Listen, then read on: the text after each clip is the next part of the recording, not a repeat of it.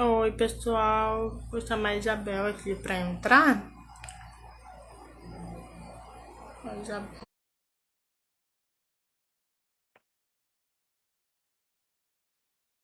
E vou chamar a doutora Úrsula. A Celia ia estar presente com a gente, mas por motivo de saúde, a gente precisa remarcar, mas ela vai vir. Eu, oi, eu não sei se está vendo eu, porque eu não estou vendo nada. Você está vendo eu? Não, você tá travada. Oi, Mônica. Vira a câmera. E Tem como um. viram? Uma Tem um. flechinha que tem aqui agora. Ih, Você estava vendo um paninho que eu... É isso aí, tá bom. se apresenta aí para quem ainda não se conhece, quem tá chegando agora. Está muito perto, muito longe. Acho que está como muito perto, né? É, se apresenta aí pro pessoal te conhecer, saber o que a gente vai falar hoje. Agora, bom, já tem pessoas tudo? Já, Ah, então não vejo nada. Como você vê que tem? Aonde que aparecem as pessoas? aqui do lado, tá aparecendo ao vivo e um olhinho com o Ah, número de quatro, pessoas. somos quatro. Beleza. Então, não sei quem que estaria aí, mas eu sou a Isabel, Isabel Salas.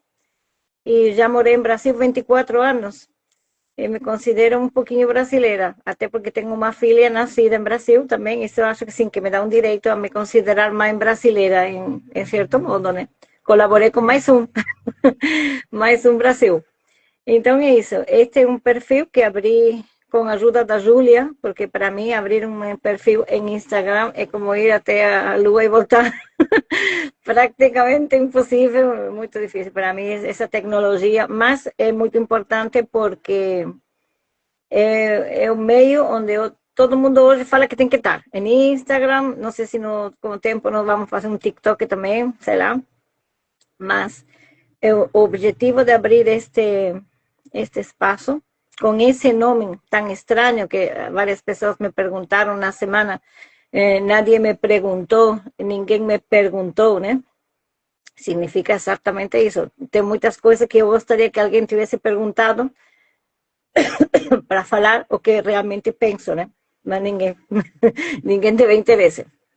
Então eu abri um espaço em um blog de blogger e, e coloquei esse nome, pensando que aí poderia eu falar tudo que gostaria de falar, mesmo ninguém tendo perguntado. Vou colocar uma água, porque olha só, estou tossindo.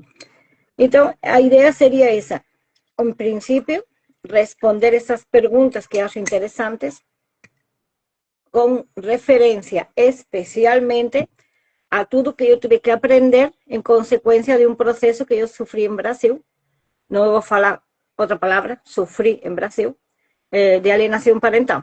Então, este último livro, que eu sou escritora, é meu sétimo livro, e para mim é assim um, um resumo de todo o estudo que eu fiz, né? Para entender o que estavam fazendo comigo no fórum de família, né? Porque para mim era uma tortura cada documento que chegava, cada situação que eu vivia, sem entender nada, porque eu era essa pessoa que nunca pulou um farol vermelho, né? E de pronto tinha um processo, outro processo, um processo até penal por causa de calúnias, né? Segundo ele. E para mim foi assim, eu acabei estudando, né? Não tinha o que fazer, só ficava nervosa, preocupada e comecei a estudar. Então, tudo que eu estudei, eu fui colocando em apartados, sem saber, né? Isto parece que tem a ver com patologias que as mães têm. Isto parece que tem a ver com criminalização das mães, que acaba virando uma mãe que corre com seu filho porque tem medo que alguém tire, termina sendo uma criminosa sequestradora. Para mim, isso era uma coisa tão surrealista, né? Que uma mãe correndo com o filho, achando um perigo, acabasse sendo criminalizada. Então, tudo que tinha a ver com criminalização de mães, eu colocava numa pastinha de computador, né, de arquivos. É, e assim fui estudando, fui vendo, e acabei tendo muito material, muito, porque tem muito que estudar. Eu lembro épocas que eu abria 20, 30, 40 janelas do Windows, né? Achando que não podia fechar nada sem ler, porque podia ter ali a solução exata do que eu estava precisando. Então, era assim, horas de estudo, horas de leitura, totalmente assim, longe da realidade das outras pessoas que seguiam vivendo uma vida normal e eu era só o processo, processo, processo. Então, meu processo terminou no ano 22, 2022. E eu tomei do 22 ao 23 de férias espirituais, porque até entender que tinha terminado um pesadelo que começou em 2016, demorado. Assim, não é assim que você está com toda a adrenalina, você está como em uma guerra, você está preparada para qual coisa mais vai chegar desse fórum do caralho, né? Conversando com muitas mães, principalmente aquelas que acabaram de receber, acabaram de ter a vida digitalizada. E elas acham que é só com elas. Só com elas. É um problema delas, é um pecado, sabe? É alguma coisa, ela fez mal a alguém, é um karma. E não é a realidade. Porque a verdade é as mães sentem o que é normal sentir, que para tirar um filho de uma mãe tem que ser uma barbaridade o que a mãe faz. Mas não, a verdade é que não. É assim, não, porque quem tem que aplicar a lei normalmente não respeita nem os próprios parâmetros. Eu compartilhei com o que são os parâmetros que teriam que ser analisados para definir o bem superior da criança. Mas se começa pelo fato do juiz não explicar que parâmetro está usando. Fica uma coisa amorfa, uma coisa, será? Ele não sente a necessidade de explicar. Estou tirando esta criança daqui e estou levando para lá, porque o bem superior dele, no parâmetro qual que seja, se cumprem melhor na casa deste progenitor e não deste outro. Eles não fazem isso. Eles apenas colocam o bem superior e aí fica. Como uma coisa que você não entende em que se baseia, né, essa solução. Isso para mim foi assim chocante. Chocante, porque eu falava com as mães, eu comecei a estudar em 2016 e 2017, principalmente, ainda eu estava em Brasil, e eu falava com as mães e todos os grupos de mães que eu encontrava estavam assim, chorando a perda dos filhos. Chorando, era como inevitável, parecia inevitável. E também eu conheci as que já tinham perdido, porque as que estavam lutando para não perder achavam que elas eram casos únicos, né? Então não buscavam saber se tinha outras pessoas passando pelo mesmo. A gente deixa de pensar que é um caso único quando vê que há mais 20, 30, 40 na cidade delas e mais 30, 40, 60, 80 na cidade maior do lado e mais não sei quantas mil em Brasil. Em 2002 e 2017, o dia 12 de setembro, saímos em 11 países mais reclamando desse negócio da SAP. Em Brasil foi Porto Alegre, Curitiba, que estava eu, estava São Paulo e Rio. Foram 4. Não lembro se Fortaleza também saiu no final, mas 4 gato pingado. 5 mais aqui, 20 ali, 8, tiramos foto, tudo, mas muito pouca gente. Porque tinha medo. Quando, por exemplo, nós estávamos em Curitiba com ¿cómo se llama? Un cartaz de ese de grande de pancarta, se dice en español, pancarta. Pancarta.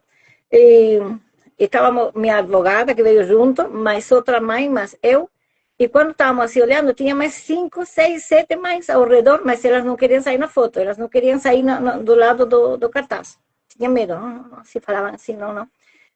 Levamos até um cubano, porque minha filha mais velha era amiga de gente jovem, ela está fazendo na Federal de Curitiba, ainda estudava ali, e vieram em casa e veio um cubano com elas, falou, onde vocês vão? Uma manifestação, vamos. Eu nunca fui numa manifestação, posso ir? Pode sim. E ele falou assim, é contra ou a favor? Eu falei, é contra, né? Então eu vou, porque eu só pude ir até agora em manifestação a favor. Eu quero ir, mas que tem que gritar? Aí nós falamos, né, umas consignas, E ele foi o mais entusiasmado, eu que não tinha medo, que um E cubano levou. eu fui na manifestação que teve aqui no Rio, em Copacabana, no sábado. Eu nunca tinha ido, foi a primeira vez. E, cara, é como se a energia das mães do telefone estivesse ali presencialmente comigo. É uma energia muito, muito boa. Você está ali reunido com um grupo de pessoas que a gente não se conhece, mas a gente tem mais ou menos as mesmas ideias, né? É uma troca de energia. Eu tive a oportunidade de conhecer 3 seguidoras da página. Cara, e assim, é um abraço, é um encontro muito forte. Ó, até me emociona. Porque é Claro, como se tudo foi muito estivesse bom. ali palpável. Tipo, eu consigo torrar a minha luta, sabe? É muito emocionante. Quem nunca foi, precisa ir. Isto foi ideia de uma mãe da Espanha, que ela foi a quarta criança, sabe, que foi retirada de uma mãe na Espanha em 2009, tá? Ela era a Um ano quarta. antes da lei vir pra cá. Acho que isso Um foi em ano 2010. já tinha o negócio de catalogar ou caracterizar uma mãe de alienadora e tirar o É. filho como a resposta que os psicólogos dão para resolver essa doença, que os sintomas, esse síndrome que a Sim. criança mostra, A síndrome. vem desde a década de 80 do século passado. É mais, o que me interessa muito, por exemplo, aí no blog eu tenho um artigo que falo quando você já viu uma criança em um pronto-socorro, num hospital com sintomas, pesadelo, não sei o que lá, tal, e sair diagnosticado como um alienado. O médico da guarda de plantão fala, essa criança está alienada. Só pode ser isso, né? Não, nunca aconteceu, porque não é uma Uhum. doença real, é uma doença judicial. Eles, doença, ou como quiser chamar, ai, que não está, a OMS não reconheceu. Tudo bem, a OMS não reconheceu, mas também não condenou. Eu não tenho nenhuma gratidão à OMS, por exemplo, como mãe, porque ela que tinha, assim como a OMS faz uma propaganda que diz, use o cinto de segurança, e fala, e fala, e fala. Fala aquilo, não fume, não sei lá, coisas que a OMS fala. Nunca falou, não usem esse negócio da alienação nos fóruns, porque isso está mal. Eles nunca condenaram.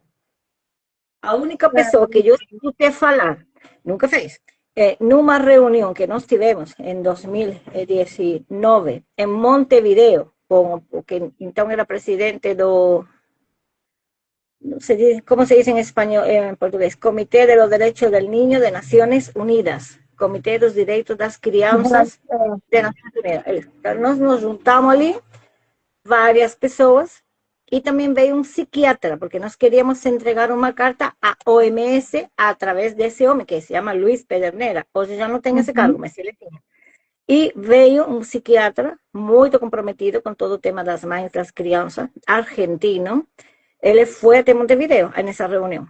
Foi o único que pagou a passagem dele.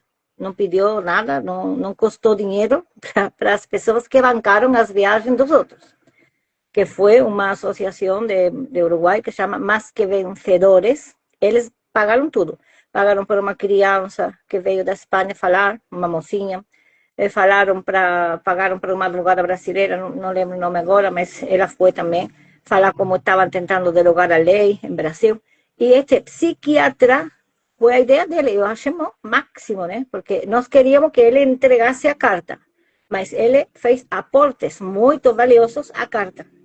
Ele falou assim que a OMS tinha que fazer uma propaganda, uma publicidade, ou uma campanha, né? A palavra é campanha, eh, explicando como não pode usar o sapo.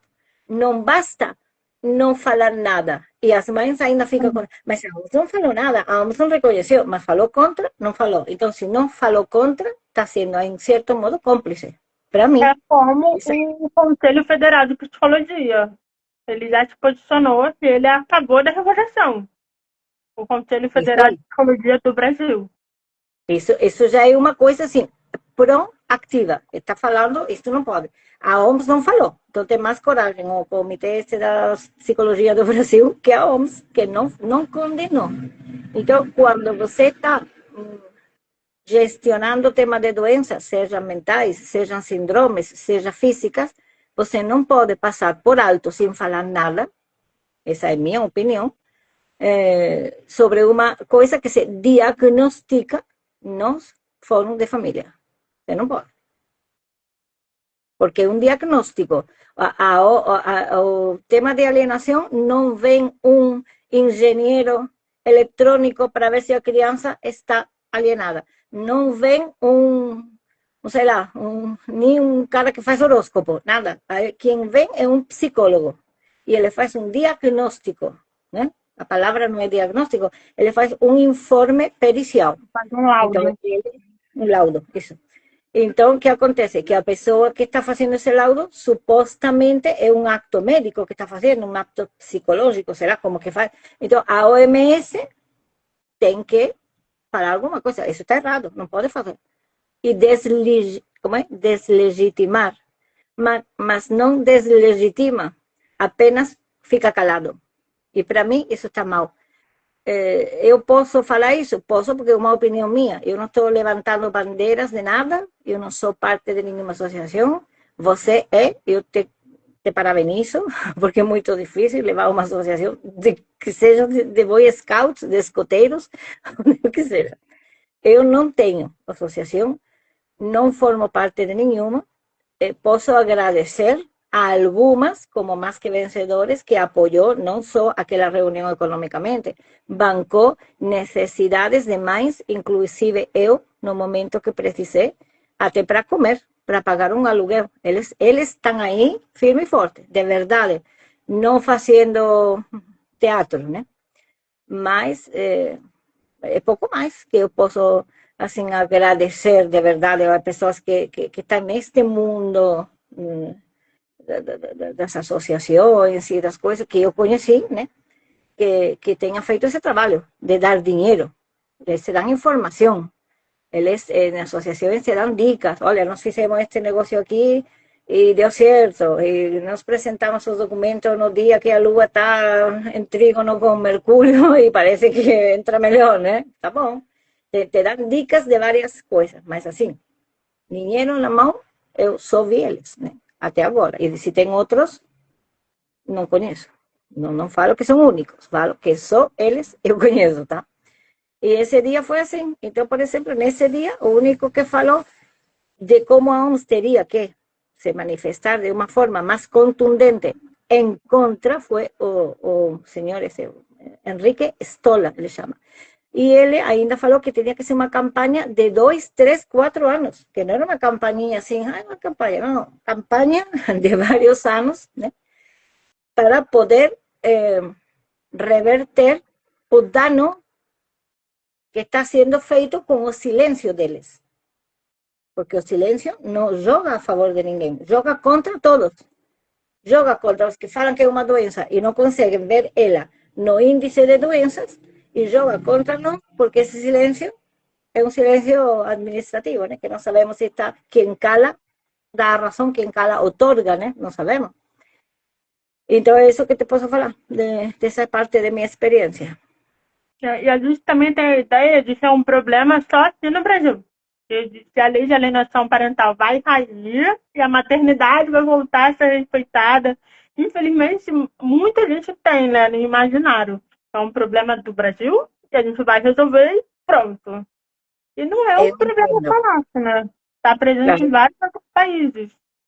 Eu entendo essa esperança, porque quando você tem tanto medo de tirar seu filho, até um ferro quente vermelho queimando que falassem, segura aí que vai que serve. Você segura qualquer coisa. E a esperança é um ferro quente muitas vezes, porque faz você se focar num objetivo, derogar a lei, no caso, né? Só que derogar a lei, infelizmente, vai ser assim um alívio, uma vitória moral para seguir trabalhando. Porque por alienadora, tiraram criança, como tu está falando, na Espanha em 2009. Já esta mulher que organizou, chama Esther Ruiz, foi ela que organizou o movimento 12S, foi 12 de setembro. Ela quis colocar no 11S, falaram que não podia porque era já uma data comemorativa de outras coisas, né? Comemorativa, não era comemorativa, era uma efeméride, né? Que nadie comemora, né? Ninguém comemora as torres.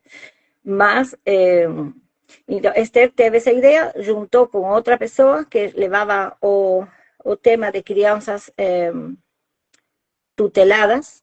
Então, você perde um filho de duas formas. Bem, porque o Estado tira a sua criança para tutelar, Conselho Tutelar, Sename em Chile, aqui se chama Senaf, em Uruguai chama INAU, então tem mesmo cachorro com diferente colheira, né?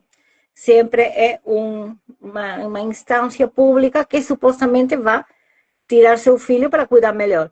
Nós sabemos que nem sempre é assim, que colocam em centros onde a criança vive num inferno, onde pode ser até vulnerado de muitas formas, né?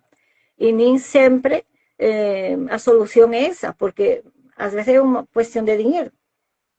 A mãe está passando uma necessidade econômica, dá o dinheiro, né? Ajuda com o dinheiro, vê que tá, precisa fazer um curso, é uma menina que se separou, tem duas crianças, não tem dinheiro, ajuda ela a fazer um curso de manicure, de alguma coisa que ela possa É o crescer. momento de agregar, né? É o momento de ajudar, é o momento de botar, Claro, falar pra pessoa, ó, tua vida não acabou, né? Tá claro, aqui, vamos continuar. E até porque eles são burros. Porque assim, se a pessoa está estável, a pessoa trabalha, a pessoa contribui para o sistema, porque paga tudo certinho. Eles praticamente jogam a pessoa no lixo, falam, tá bom, próximo, vamos resolver outra coisa, ninguém se importa com você, vamos pegar teu filho e mandar para um lugar que é mais rentável, muitas das vezes. Aí a claro, porque, máquina do sistema começa a girar em cima da dor da sua mãe. claro, E porque uma entra a criança questão, que você deixa com a mãe, você dá, vamos falar assim, R$ 2.000 por mês para essa mãe durante um ano, até ela se equilibrar, fazer um curso, sei lá, é um dinheiro. Agora, se você, para cuidar dessa criança, que vai ser retirada, que vai ser depois colocada numa casa lar de acolhimento, não sei como se chama, em Espanha se chama casa de acogida, né? Eso. No, orfanato sería un centro. Yo estoy hablando que son colocados en familias de acolhimento, que sim, família de cobran por esa acolhimento. criança. Então, o Estado tira da mãe, não ajuda a mãe, e paga para o psicólogo que participou, para o assistente social que participou, para essa família que está ficando com a criança. Isso é todo dinheiro que vai aparecendo aí nas arcas públicas, né? E a mãe fica sem o filho fica sem a mãe, e 4, 5, 6, 7 estão vivendo disso. Não queria chamar de negócio, porque eu acho que isso não é um negócio, tem outro nome, que não sei se o algoritmo permitiria, né?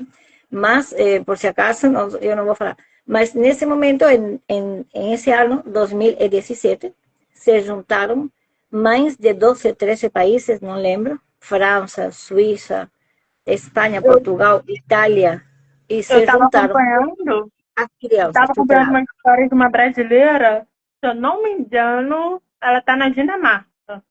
Aí tiraram, olha só, tiraram a guarda dela, passaram pro genitor. Só que o genitor está preso. Então ele não pode falar com a criança.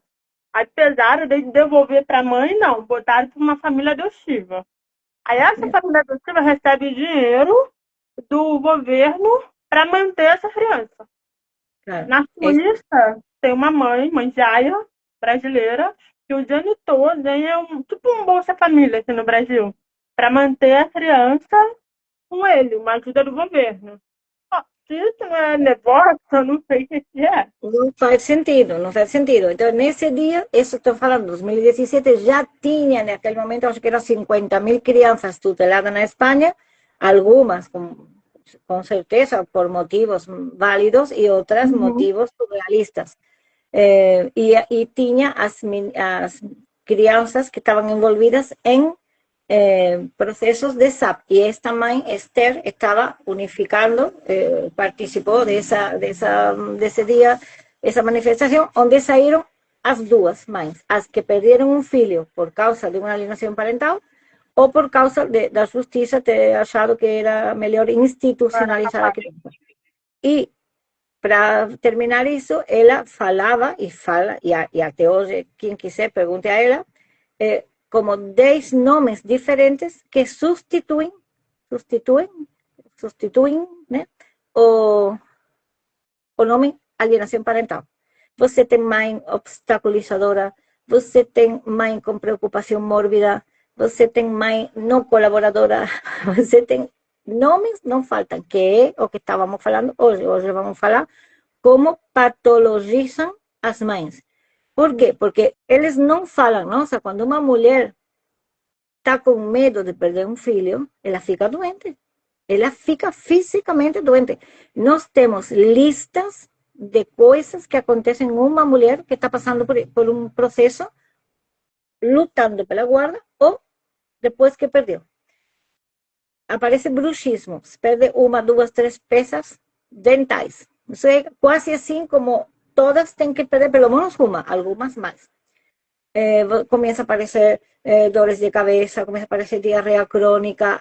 Casi todas as mães pensam que são celíacas, que desenvolveram a celiaquia com o tempo. Assim, ai, que eu virei celíaca, não, você está com um medo horrível.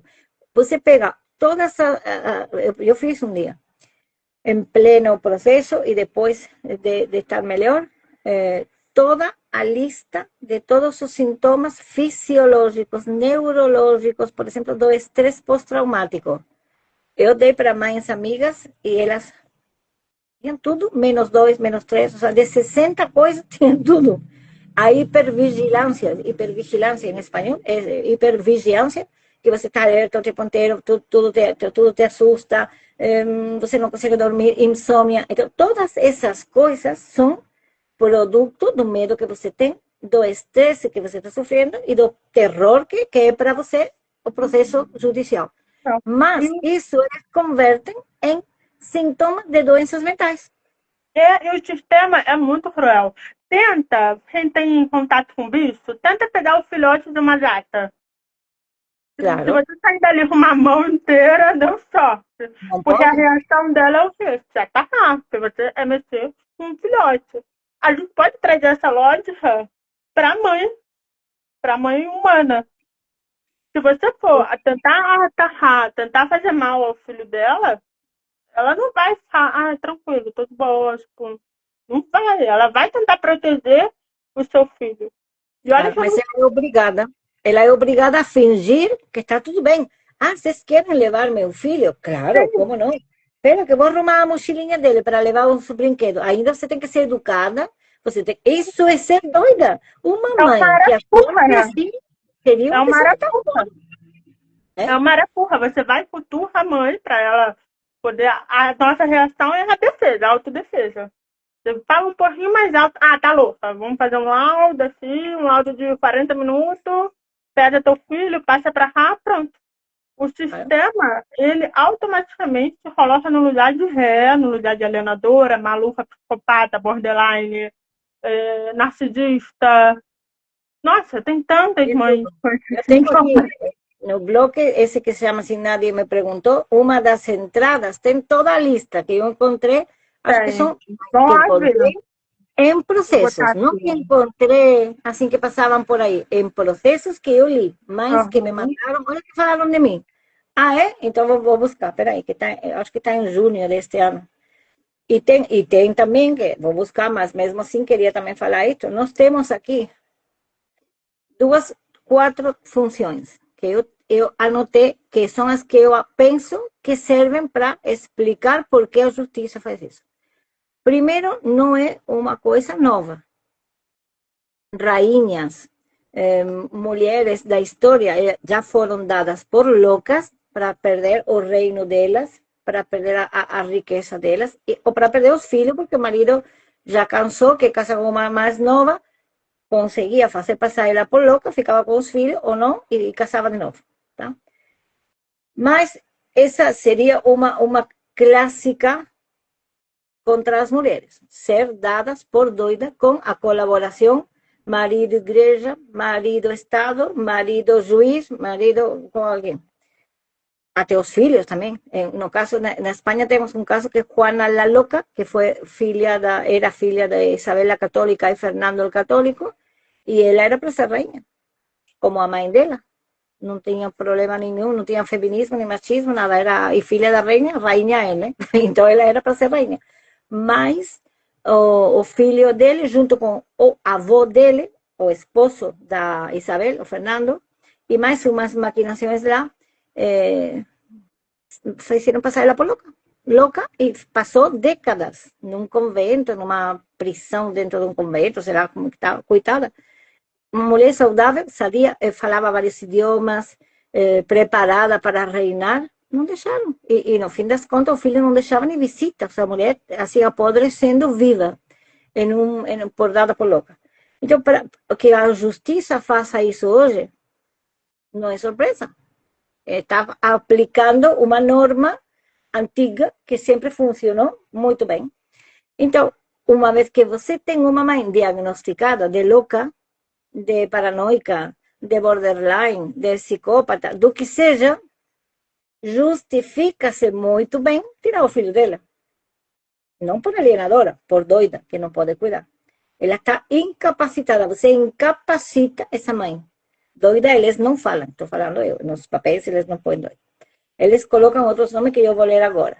Mas se vê, que eles conseguem, além de tirar a criança justificadamente? Eu encontrei várias razões. Primeiro, neutraliza a palavra materna. Uma mãe diagnosticada perde credibilidade.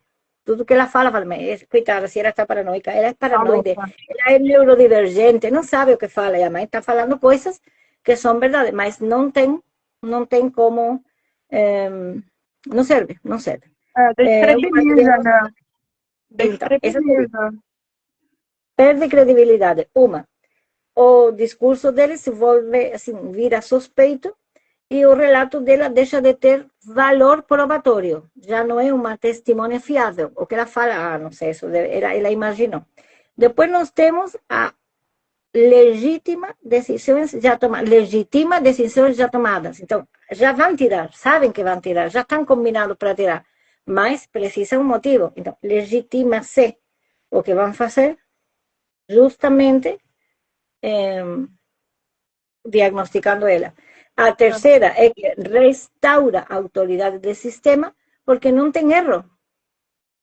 Você não vai a conseguir nunca que um juiz, um fórum, nós erramos.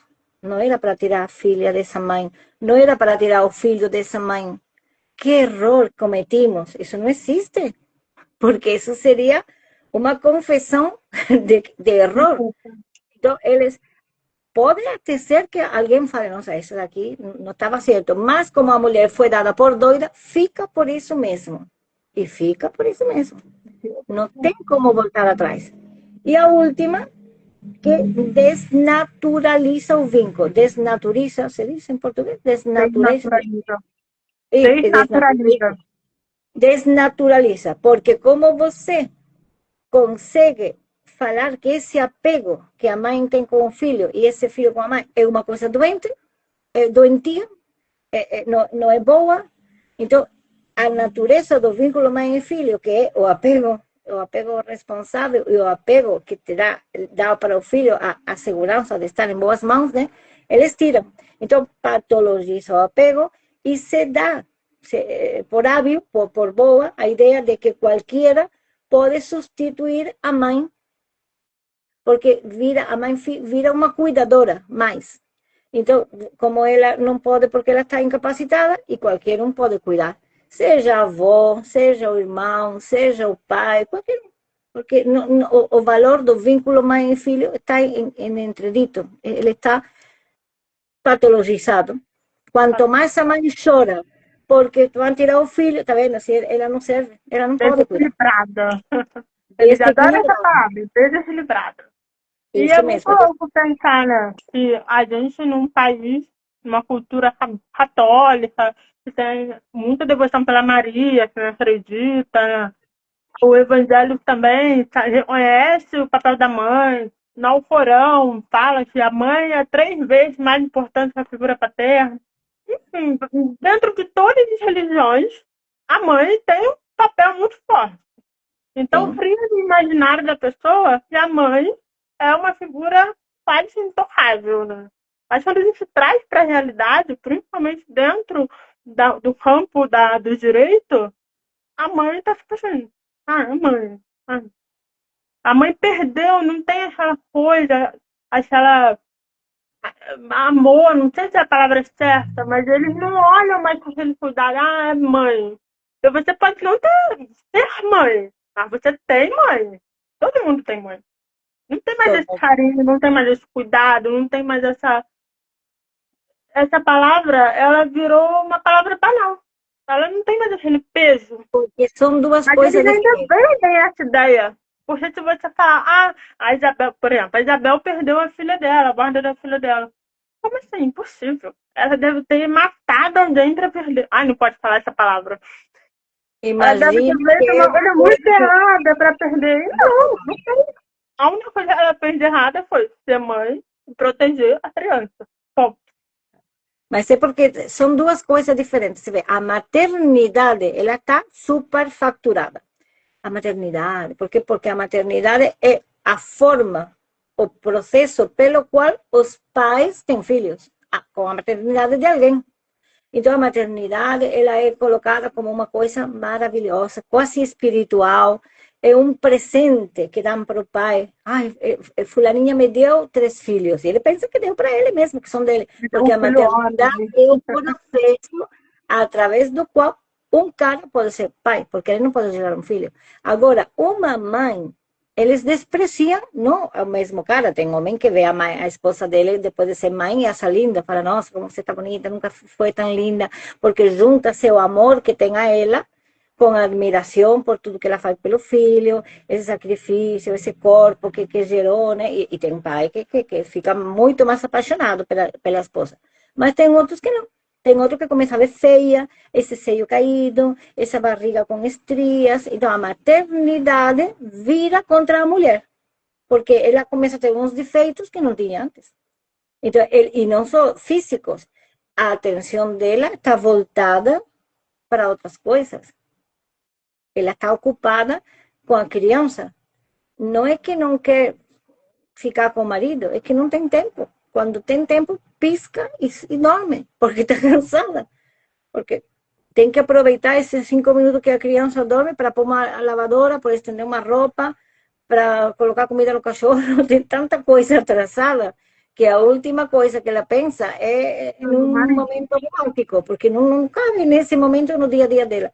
Tem marido que entende, tem marido que não entende, tem mãe que cria sozinha em uma cidade sem amigos, tem mãe que tem uma rede de primas, irmãs, amigas que fica com o neném um pouquinho para você sair com seu marido e ela vai, que seja 5 minutos na sorveteria, mas ela consegue se arrumar. Então tem tudo isso, mas a maternidade é uma coisa e a mãe é outra. A A figura mãe da é mãe. uma mulher, às vezes nem adulta, pode ser uma criança, adolescente, até uma senhora já de uma idade quase menopáusica já pode ser mãe também, às vezes acontece. Então, é uma fêmea que deu à luz um bebê. Ela pariu, ela gestou, isso é uma mãe, né? Pelo menos na minha concepção. Ah, depois tem outras mães que são menos mães, não, são diferentes. Você pode ser uma mãe adotiva maravilhosa, por que não? Você pode ser uma avó que virou mãe porque sua filha morreu e cuida como cuidou de sua própria filha. Eu já conheci a avó paterna que num acidente perdeu o filho e perdeu a nora e criou os netos, que esse É. dia, por As sorte, estavam com ela. experiências são diferentes, né? Cada uma com a sua experiência. A experiência é diferente. Não tem como todas serem iguais, né? Mas Claro, não a mãe invalida. é a mãe. A mãe é a que gestou e a que pariu. E o resto são pessoas que fazem o papel da mãe. Isso seria o correto falar. Pode fazer o papel? Pode fazer o melhor possível. E que bom que assim seja, né? Mas qualquer dessas mães suplentes, vamos falar assim, mães suplentes, elas já estão pegando uma criança que perdeu a mãe dele. Seja por decisão judicial, seja por morte natural. É uma criança que já vem com uma parte dela quebrada, né? Isso que nós temos que ver, que é o pior que pode acontecer. Depois pode arrumar os pedaços. Ainda bem que sim, né? Tem mãe adotiva que pega uma criança que vem de uma situação violenta, uma situação horrível, e aos pouquinhos consegue ali harmonizar, e essa criança se cria bem e feliz, claro que sim. Mas ela está fazendo o papel de mãe.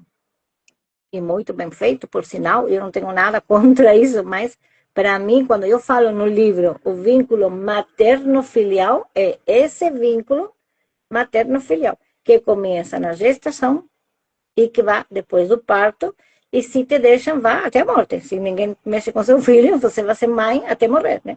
Tem mãe que nasce uma criança e morre, tem mãe que perdeu um filho num aborto natural ou não natural e sempre vai lembrar desse filho. Uma das minhas gravidezes era dois bebês, né? Não era gêmeos, não era univitelinos, né? Um estava assim bem no final do útero e o outro estava na frente. E no terceiro mês, um se perdeu, não teve mais. Senti bastante, acordei com essa ideia, nossa, alguma coisa aconteceu ruim. E quando fui fazer a ecografia, não estava mais. Então, eu sou mãe de duas filhas vivas, claro, mas eu tenho um outro aí que está na minha memória, às vezes fica, e agora sei, que partes dessa criança ficaram em mim. Você sabe disso, né? Mãe que gesta, ela tem, em alguns lugares do cérebro, do coração, acabam essas células desse indivíduo, né? Que não é ela, é um filho que estava dentro dela, e fica essa lembrança em essas células, né? Será se são as células que fazem lembrar, né? Mas eu lembro. Então, aí encontrei a lista. Eu chamei diagnósticos judiciais. Chamei. Achei assim, meio irônico, mas tudo bem. Assim, dos que eu encontrei, isso por se alguém quer ler, está em junho de 2025. Porque o blog está organizado por meses. Né? Então, quando uma criança apresenta sintomas como os que descreve o Gardner, né? Que é uma criança alienada, sudoração, insônia e tal, qual seria os diagnósticos que essa criança teria num hospital? Né? Seria transtorno de ansiedade infantil, por separação, pode ser, de ir na escola e não ver a mãe, durante umas horas eles ficam com esse transtorno de separação, porque a mãe viajou para algum lugar e teve que ficar está hospitalizada, né? Ansiedade generalizada ou fobia específica, um medo a alguma coisa que eles vão encontrar. Sintomas somáticos que uma criança pode ter, dolores físicos reais sem causa orgânica clara, relacionados com estresse ou com trauma. Eu falei uma vez com uma mãe que estava assim, um menino estava chorando, não sabia já nem o que podia ser, e se perdeu a tartaruga. Eles tinham uma tartaruga, a tartaruga é tão sem graça, não faz nada, não abana o rabinho, não faz mal, não nada. Mas a criança estava pegadíssima, aquela tartaruga. E estava perdida. Na verdade, acharam ela, mas acharam 3 semanas depois. E a criança ficou com esse negócio desse estresse tão grande. Depois se viu, né? Trastorno de sueño, insomnio por estrés, miedo nocturno, pesadelos, un estrés postraumático como ese de la tartaruga, trastorno psicosomático como gastritis, colon irritável, cefaleas, tudo isso é o que um médico diagnostica. Esta criança, então está com uma gastrite, está com tal, e por isso tem esses sintomas. Não é porque está alienado, é porque tem essas coisas. Depois acontece que isso se comprova com análises, para saber se isso é gastroenterite, gastrite, dor de garganta ou alguma coisa. Ele vai fazer estudos de sangue, de urina, um exame clínico geral e estudos digestivos, né? Vai que a criança é celíaca, né? E faz uma outra interconsulta, se precisa, com psicólogo, né? O que acontece na prática, no fórum? Está alienado. Ali está alienado. Já resolveu tudo. Tudo isso que a criança tem vira uma alienação. E eles não levam em conta. E muitas das vezes o casal está se separando. A criança está perdendo o pai e a mãe ali na cabeça dela, né? Ela está vivendo aquele processo de separação. Outras vezes tem a questão do abuso. A criança está sendo abusada. Como é que ela vai ser normal? Vai ser. Vai apresentar algum sintoma.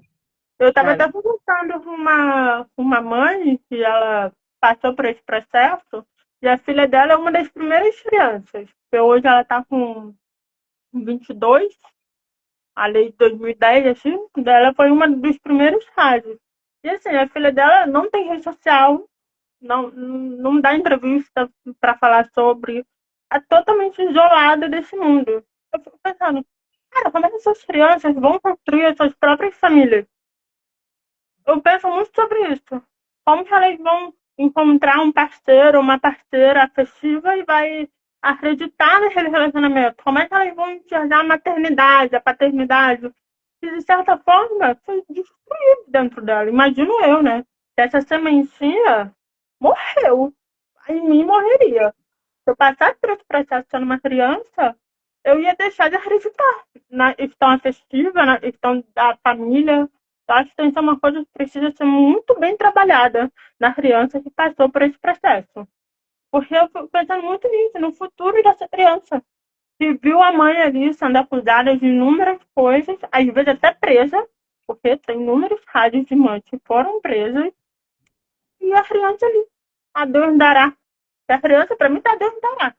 Se a única figura que estava protegendo virou ré, a criança está a Deus dará. Quem está olhando para ela? Aqui eu tenho as palavras que eles colocam. Eu tenho em espanhol, mas você me ajuda com o português. Uma mãe que se negou a assinar o acordo de tenência sem revisar o advogado. Ela falou, olha, peraí, eu vou esperar meu advogado revisar, né? Que colocaram? Transtorno oposicionista. Transtorno o quê? De oponerse. Ela Oportunista? oposição, da oposição, oposicionista. Então, ela estava no contra. Essa mãe estava no contra, claro. Ela falou Ela só. não quer colaborar. Eles Não, adoram falar isso, né? A mãe não está colaborando. não colaborar é uma coisa. Ela está se opondo. Uma mãe que estava se opondo. Ela não estava se opondo, ela só falou: tá tudo bem, mas eu vou querer que meu advogado revise antes de assinar. Porque era um acordo mais ou menos, né? Voluntario. Uma mãe que pidió cambio de perito porque sentía que o primeiro não era parcial, isso nós já sabemos que tem um monte de mãe que pede cambio de perito, né? E que colocaram resistência ativa à autoridade. Então, é Já vi ativa, ela estava peguei um resistindo caso assim. ativamente com uma petição de cambio. Uma mãe que pediu uma cópia do expediente porque não tinha. Ela começou todo o processo, não tinha advogado e ela não sabia o que estavam falando no expediente. Quantas mães você já escutou falar isso? Um monte. Mas eu não vi o expediente, eu não vi meu expediente. Eu mesmo demorei um ano em poder ver meu expediente. Não tinha acesso ao expediente, eu mesma. Eu sei que isso é verdade. E que falaram? Conduta disruptiva, desconfiança extrema. Nesse expediente que essa mãe me fala, desconfiança, como você não vai ter desconfiança se está andando um processo contra você e você nem pode ler? É tão raro desconfiar? Acho que não, que desconfiar é o mínimo. De uma pessoa com uma neurona funcional já tem que ser desconfiada, né? E todas as mães têm pelo menos uma ou duas neuronas ainda por aí pela cabeça dando voltas. Então, como você não vai desconfiar? Se tem um processo andando onde estão falando de você e de seu filho, você não tem acesso, você insiste que quer uma cópia, e nessa mãe colocaram isso mesmo, como é? Conduta disruptiva, desconfiança extrema. Pois é. Outra que falou, uma que denunciou o pai por violência, né? E seguiu insistindo, porque ela denunciava e não dava nada. Denunciava e não aceitava. Denunciava e voltava para trás. Então ela insistia, ia fazer o quê? Insistir. Olha só, fixação patológica mais conduta oposicionista. Ela não se conformava, ela seguia insistindo. E vai fazer o quê? O que vai fazer? Se está precisando apontar o perigo, olha, esto está acontecendo, faz favor de olhar aqui que estou falando que aconteceu isso. Também não é meu caso, este foi bom. Uma mãe que não chorou na audiência quando falou que tinha reversão de guarda. Ela não chorou, ela ficou assim, congelada, coitada. E que colocaram aplanamento afectivo, aplanamento, como se falasse em eletroencefalograma plano, né? Não tinha rasgos oposicionistas, aplanamento, e não falou nada. Ela nem falou, não leva, não falou, não, Teve uma reação, né? no teve reacción, ¿verdad? Aquí ven otra, que lloró mucho, lloraba, no podía ni se mexer, las lágrimas caían, las pernas no seguraban ella, entonces ella no conseguía ficar en pie, porque las pernas estaban así como María Mole, ella falou para mí, falou Isabel, era María Mole, no tenía fuerza para asegurar las pernas. ¿Y qué colocaron? Desregulación emocional más uma atitude provocadora. Desculpa. Estava Página provocando. São coisas assim, textuais, né? Teve outra, assim, por falar outro exemplo, mãe que cambiou de advogado 3 vezes. Eu acho que eu cambiei 2 até achar uma excelente. E tem mãe que é um ou outro, porque não entendem o que nós estamos falando, porque nós sentimos que não está conseguindo resultados que nós queremos. Algumas mães falam que os pais ou alguém paga dinheiro para eles mudar de bando. Não sei se é verdade. Pode ser, tudo pode acontecer neste mundo tão corrupto às vezes, né? Mas esta mudou porque o primeiro teve filho e o filho nasceu com muitos problemas e ele teve que dedicar um tempo a ajudar a esposa, uma criança dessa que nasce assim, quase com os dias contados, né? Muito, muito triste. Mudou. Pegou outro que não falava, não se preocupa, para perder uma mãe e um filho é muito difícil, essas coisas, né? E ela falou, este não me entende nada. E foi no terceiro. Então, 3 trocas de advogado e colocaram desorganizada, rígida e desafiante a la figura da autoridade. Rígida, desafiante e desorganizada. Que culpa ela tinha que o advogado teve um filho com problemas de saúde, né? Outra que gravou uma conversação. A maior vontade das mães é gravar para as pessoas acreditarem no que está acontecendo. Eu escutei coisas que me passaram Você gravadas. tá louca, você tá inventando, você tá maluca, você tá com problema psiquiátrico. As mães começam a achar que realmente tá delirando. Você não É tá assim, vivendo aquela realidade. não está vivendo. Então, a mãe precisa mostrar, nem que seja um pouquinho. E acaba colocando, todas as mães já sabem, eu já vi modelos e me mandaram, olha no Alibaba, não sei aonde vende esses microfones, você conhece? Não conheço nada, nunca usei, de verdade não usei, mas não sei porque eu não tinha nem dinheiro para comprar um microfone naquela época, estava tão seca que não tinha nem dinheiro para microfone. Mas eram coisas assim absurdas. E esta daqui, atitude desafiante e paranoide. E paranoide. Aonde que estava a paranoia? Ela, claro, ela gravou uma coisa que ninguém queria escutar, ninguém queria que fosse escutado fora do sistema judicial. Eu já escutei uma vez uma menina que gravou, né? E falou assim, a advogada, a psicóloga do fórum falava, mas seu pai te pega, ele bate em você forte? Ela falava, bate forte, sim. Eu não gosto, fico com muito medo. Mas ele bate em você porque ele gosta de você, ele quer te educar. Fala, não, eu não preciso ser educada dessa forma, eu sou uma criança boa. Mas quando ele bate, ele te joga no chão. É assim que tão forte ele bate. Não, ele não me joga no chão, mas dói e eu fico com muito medo. Então ele está te educando.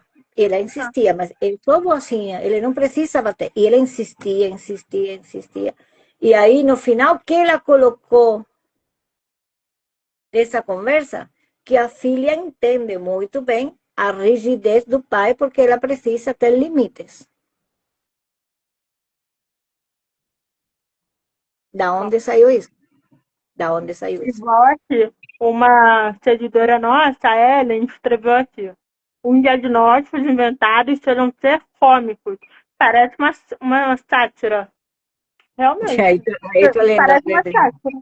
Então Igual isso mesmo. tem uma mãe que foi diagnosticada em 40 minutos como borderline e psicopata. No mesmo laudo. É assim mesmo. É o extremo. É uma piada, mas é uma piada para quem não está, né? Borderline, pode me corrigir se eu estiver enganada, mas se eu sabe é aquela pessoa que sente demais, vamos botar assim. E psicopata é o que sente de menos.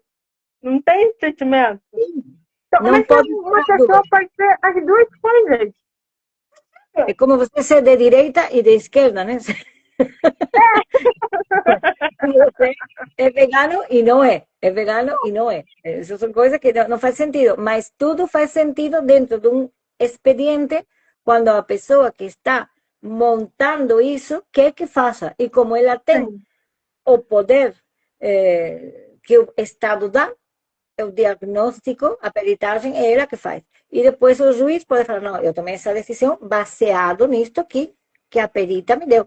Então, eles todos têm um álibi para actuar como estão actuando, mas nunca, até hoje, tomara que alguém que escute isto amanhã, depois, porque isto vai ficar aí rodando, me Uhum. possa mandar um processo onde o juiz tenha falado assim, pelo bem superior da criança, eu tomo esta decisão. E essa decisão é porque vai ser melhor para ele morar nesta casa que nesta, porque é mais grande, tem mais janela, aqui ninguém bebe, ou tal coisa. Assim, colocar, como eu te mandei, os parâmetros, sem fundamentar a decisão. Não, fica uma coisa assim, pelo bem superior é isto que eu vou fazer. E em que se baseia esse bem superior? Nunca explicam. Se tivessem que explicar, talvez não teriam a coragem de tomar essas decisões. Quando no meu processo foi decidido 15 dias com o pai, 15 dias com a mãe, está escrito e publicado no blog, decido isto pelas atitudes da mãe. Não foi pelo bem superior, nem pelo bem inferior, nem pelo bem de meio pelo. Foi pelas minhas atitudes. Isso está mal. Isso não tem cabimento. E isto está na CIDH e já teve que responder. O cara lá teve que explicar e vai ter que explicar mais coisas ainda. Porque eu não estou conforme com as respostas que ainda me deram. Não teve aí, não podia fundamentar a decisão pelo bem superior. Uhum. Nem tentou, nem tentou fundamentar. Falou que pelas minhas condutas, que eran todas estas que yo li para você, acho que todas estaban ahí. Até uma desobediência, em algum momento usou a palavra recalcitrante. Recalcitrante é assim, muito, em que insiste muito em algo, né? E essa palavra estava por aí também. Não sei se junto ou separado, mas estava. E outro aqui que está, rasgos oposicionistas, dificuldade para acatar o normativo. Bom, eu tenho muita dificuldade também para acatar o normativo. Isto é o normativo, você tem que fazer isso. Não, que seja o normativo. Se você vai ver a música mais normativa do Brasil, talvez seja, não sei, forró, pagode, não sei qual é a mais popular. Eu prefiro bossa nova. Eu prefiro sertanejo daquele antigo raiz. Eu gosto muito de algumas músicas da Maria Bethânia, porque tem que ser forró, porque não, vamos supor que fosse um normativo. Nada contra, já dancei forró também, já me pisaram, já pisei o pé do coitado que estava ali tentando fazer eu dançar forró. Mas o normativo não tem por que ser o que eu aceite, só porque é normativo. Há uma norma que manda fazer. Bom, tudo bem, mas é minha filha, é meu filho, é minha responsabilidade. Quem tem a maior responsabilidade de que um filho chegue na vida adulta saudável, sem cáries, sem muitos problemas, sem, sei lá, meio encaminhado para a vida, né? Quem? A mãe, a primeira, porque ela que está com o filho. Ah, mas se tem um pai colaborador, que bom, que felicidade, tem que ser isso, né? Mas para mim, a maternidade tem tantos cenários possíveis, né? E estar dentro de um casamento com um cara legal é um deles. Aí a gente volta naquele ponto que é tão debatido. Se tem um problema com a criança, você tem obrigação perante a lei de avisar, ó, tem problema com a minha criança. Acho que é esse aqui, o genitor tá fazendo alguma coisa. Então, como é que tem uma lei que fala, você tá maluca, eu não tô fazendo nada, para o show, me dá a criança, vou dar para ele, você é alienadora, psicopata, aí entra os laudos, né, familiares, sendo que você cumpriu. a lei. A lei manda você tomar conta da tua criança. Então a mãe sempre sai perdendo, coitada. Até quando ela tenta ser certa, ela perde. Isso é um absurdo. Um absurdo.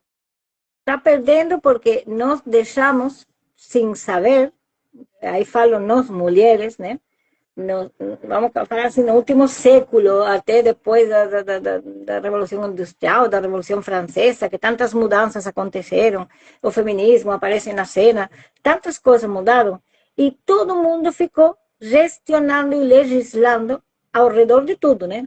De quantas horas laborais você pode trabalhar, trabalhava 80, passou a trabalhar 50, agora só trabalha 40, e tem que ter férias, e tem que ter um 13º, né, o salário, e tem, a escola tem que ser de tal hora a tal hora, da idade tal até a idade qual. Foi gestionado e legislado sobre muitas coisas. Também sobre os vínculos afetivos. Se você é homossexual, pode ou não casar. Se você é, sei lá, uma pessoa com problema pode ou não pedir a eutanásia. Estou falando assim, de todas as coisas foram debatidas, foram legisladas para ordenar, porque esse é o ordenamento jurídico, tentando fazer um papel importante na sociedade e útil. Até vou acreditar que seja essa a intenção. Mas o que acontece? Tem coisas que você não pode legislar sobre elas sem ter em conta a natureza delas. Você pode legislar sobre o sabor da manga. A partir de hoje não tem mais manga com fiapo no Brasil. Não pode, porque as mangas, umas tem fiapo, outras tem menos, umas são mais cheirosas, que se manga espada, que se manga não sei o quê. Mas você não pode legislar como se fosse uma coisa que você pode realmente modificar. O vínculo materno já existe. Antes de existir estados, antes de existir democracias, repúblicas, antes de existir aldeias, antes de existir agronomia, os antigos, aqueles que já começaram a agricultura, caçadores, antes disso já tinha, quando falam, ai, que a primeira profissão mais antiga é a prostituição. Mentira, como muito é parteira. Isso sim, é uma profissão que tem desde que o mundo é mundo, alguém ajudando uma mulher a parir. Verdade. Com certeza. Eu nunca não tinha é, pensado. mas eu sim pensei. Pensei porque me dá tanta raiva que falem isso. Como que você vai estar ali caçando, plantando e pensando em fazer uma esquina? Não tem como. Você estaria como muito ajudando a cozinhar. A primeira profissão vai ser cozinheira, mas antes de cozinheira, parteira. Depois você vai cozinhar para a criança. Então, isso é a importância que tem a maternidade para a espécie. Sem mães, não tem como avançar a vida. E sem pai também. Mas o pai não tem por que formar parte da vida da criança como a mãe precisa formar. Você pode ser uma mãe solteira, porque você amanhã, depois, vai passar umas férias lá no México, que tem esses mexicanos tão bonitos, e você que sabe, ali em Cancún, tomando um sol e uma tequila, e acaba acontecendo, né? E você volta para o Brasil e fala, estou grávida. Fazer o quê? Bom, você decide ter, porque você pode decidir. Tem muita gente que critica, né? Falando, interpreta como se a gente estivesse diminuindo a figura paterna. Não é isso. Acho que a figura paterna está tão consolidada, a gente não precisa mais brigar por ela. A figura que é atacada diariamente é a figura materna. Não é uma Eu competição. adoro figura paterna. Um Não pai é uma bom. competição, mas a gente precisa estar ali sempre reafirmando. A mãe, ó, a mãe está aqui. Que me preocupa. Porque o pai pode ser ou não parte da criança desse filho. Esse filho vai nascer e ele pode, mas uma mulher pode ser mãe adolescente de um namoradinho que nunca nem mais vê, porque a mãe leva o namoradinho embora para não ter que pagar a pensão alimentícia do neto. Você pode ser estuprada, violentada e ter um filho. Você pode estar namorando e dentro de um relacionamento com amor, você vai a ficar grávida. E de um relacionamento sem amor também. Tem relacionamento que você tem, porque está sozinha, porque não sei o que lá, e sem amor, e apanhando, você fica grávida. Casada ou não, divorciada ou não, viúva ou não. en un casamiento de una esposa o de varias esposas. A mãe tem uma quantidade de cenários possíveis para ser mãe, que todos para mim são importantes.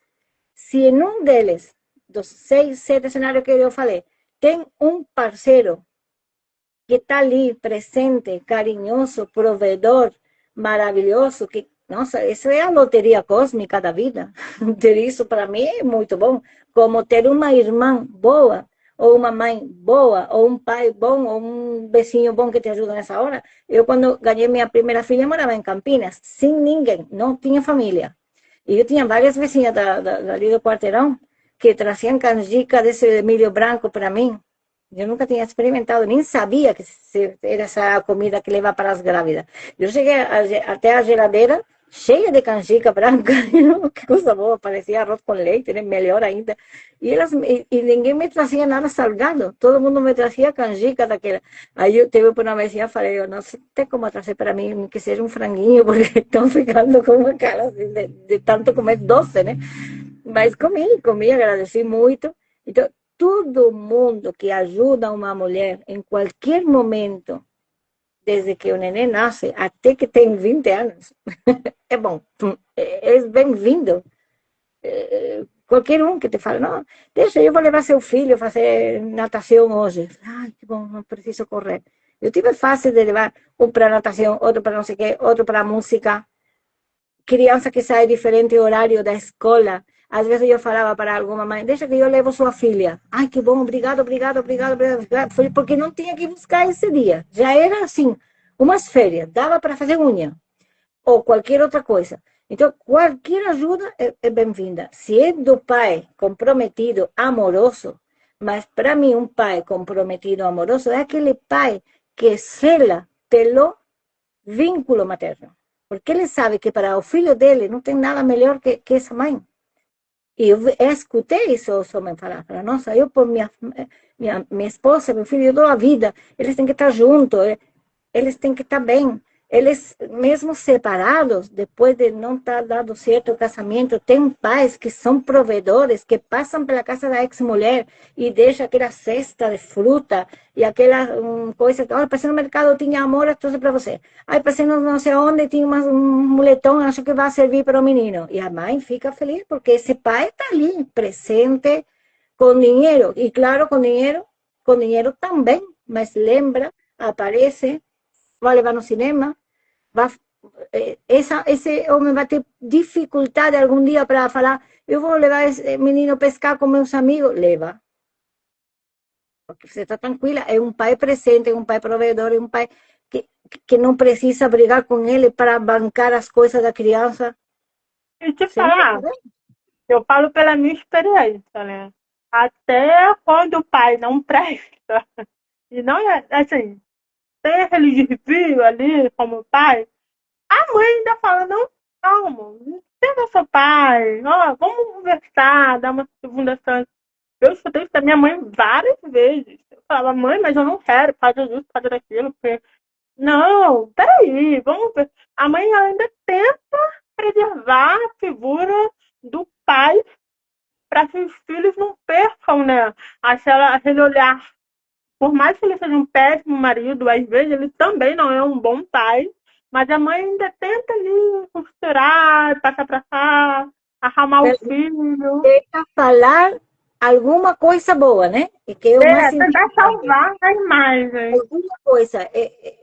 No caso, assim, de mulheres que eu conheço, bom, é verdade, seu pai anda meio virado da cabeça, mas ele toca o violão tão bem. Trabalho. Ele te ensina a tocar o violão, né? Aí, alguma coisa. E normalmente, assim, o que nós acabamos conhecendo são os casos que estão errados, que alguma coisa errada aconteceu e vira um processo de denúncia daqui, de denúncia de lá. Isso é o que faz falar desses casos. Agora, tem casos onde não acontece nada disso? Claro que tem.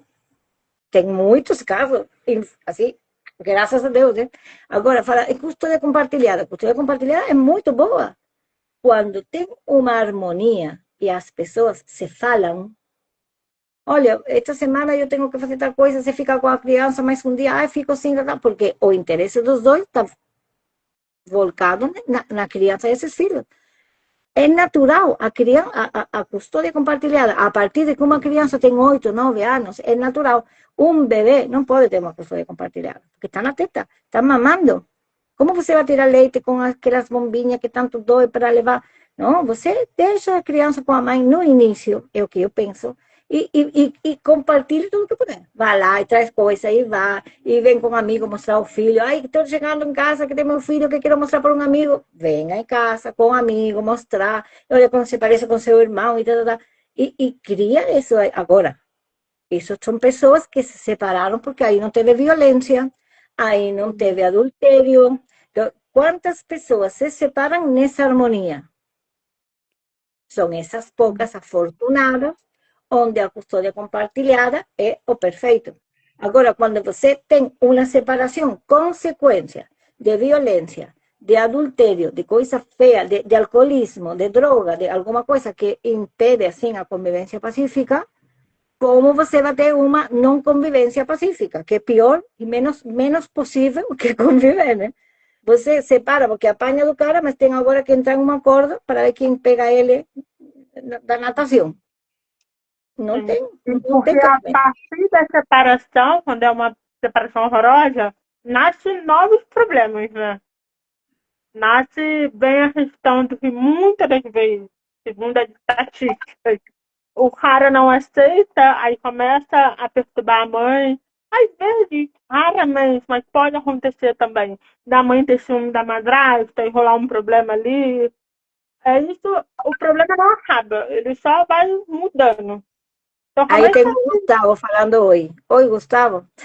Agora que vi os cartazinhos que tem, aparecem aí embaixo. É parece a aqui minha embaixo. primeira vez, Aí você Gustavo, é a passar, minha primeira vez aqui numa live desse, um live, então não estou muito craque nisso. se você passar o dedo assim na tela, ele vai aparecer os outros comentários. Tem muito comentário. A galera É vai o entrando, vai primeiro dia, saindo. é o primeiro dia. Então eu vou aprender. É, A aqui gente já tá tem. quanto tempo aqui? Quase 2 horas. Daqui a pouco vai fechar.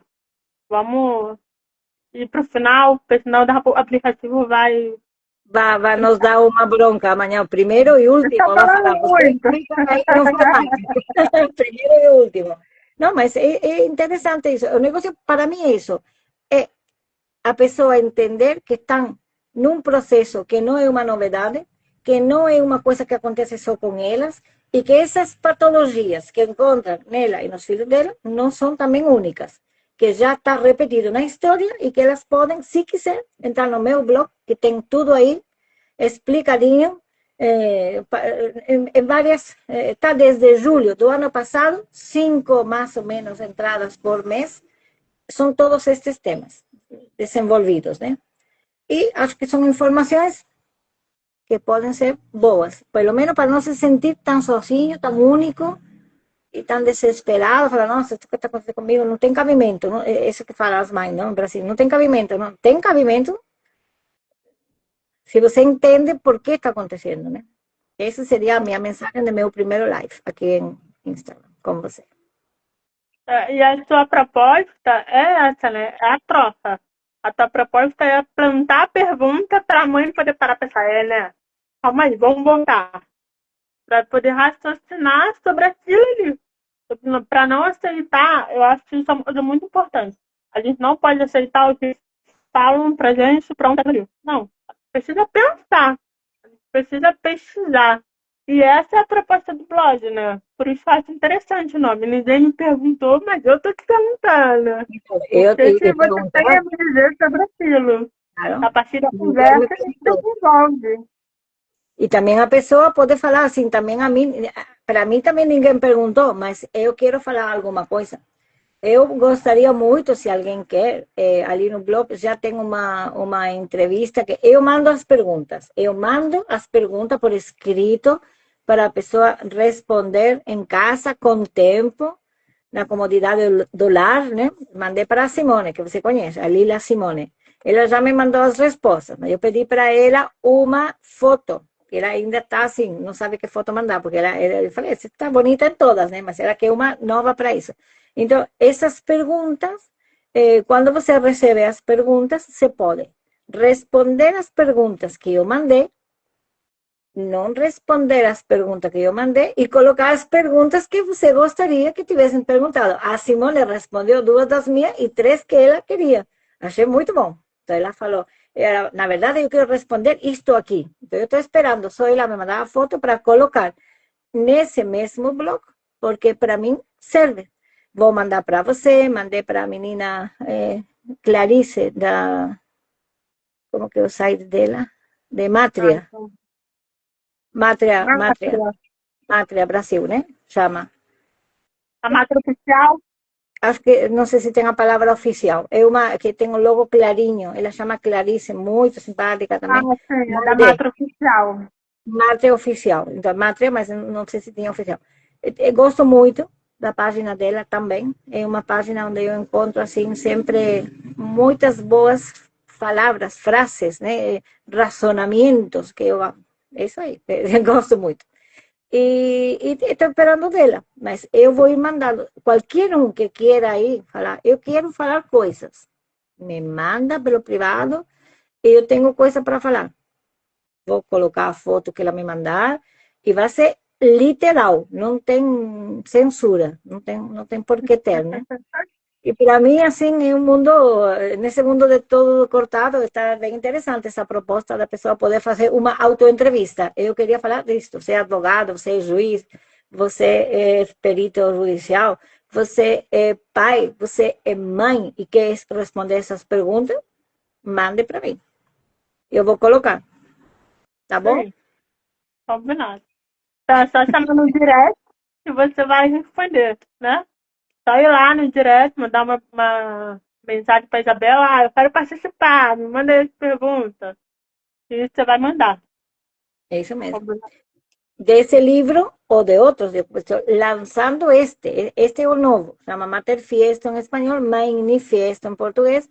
Hoy me mandaron una portada, mas vamos a tener que hacer unos ajustes ahí, entonces está faltando la portada para poder publicar, mas no. Ih, travou. Então, nós vamos fazer assim. Mas eu tenho outros livros. Outros dias vamos falar destes outros livros, né, que estão aqui, que eu ia mostrar, mas esqueci, né? Tá tudo na Amazon, né? Tem muitos livros, tem muitos livros. Livro tem um monte. Então, na página aí vou colocando mais coisas desses livros, falar deles também, né? Mas o principal agora, para mim, é este, Mater Fiesto, né? É isso. Como é que as pessoas podem adquirir seu livro? Estes estão em Amazon, a maioria estão em Amazon. Este só não coloquei ainda, porque está fazendo um ano agora. E eu estava pensando em fazer a apresentação junto este e o Mater Fiesto. Eu quero levar os dois. Aqui fala também coisas que tem a ver, né, com o tema. Tem algumas poesias de processo de família, por exemplo. Eu acho que ninguém fez nunca assim, um poema que seja do processo de família. Ou de coisas assim, por exemplo, eu aqui falo da ficção, falo como Huxley, Aldous Huxley e George Orwell, nos anunciaram umas distopias, né, que na época parecia uma coisa assim impossível, né? Isto eu falo aqui num poema, tá? Assim, até está em 2 colunas, foi muito bonito como eles colocaram, né? No livro Mater Fiesto, eu também falo da distopia, mas como vai afetar as mães, que isso vai ser outro dia, nós vamos falar disso. Como a distopia que vem, que está vindo, que está chegando, que está sendo anunciada por todos lados, vai nos afetar a todos, mas especificamente as mães e os filhos, né? Especificamente mais aos filhos, porque vão ser filhos sem mãe, né? De úteros artificiais, né? Então, falar disso me parece muito, muito, muito bom, muito importante. É isso. Então, é isso. Foi um papo muito bom. Desenvolvemos bastante. A gente fala pouco. A gente quase não fala. Então, Não, é muito obrigada, bom. gente. Obrigada, quem estava aqui com a gente, quem passou por aqui. Depois muita gente volta para ir assistindo. Ah, sim, já vai ficar, né? Isso já fica para a Vai ficar eternidade. salvo. Já fica para a eternidade. Então, E até a próxima. até a próxima. Tchau a todos, esse pessoal aí que ficou acompanhando. Obrigada. Tchau. Tchau.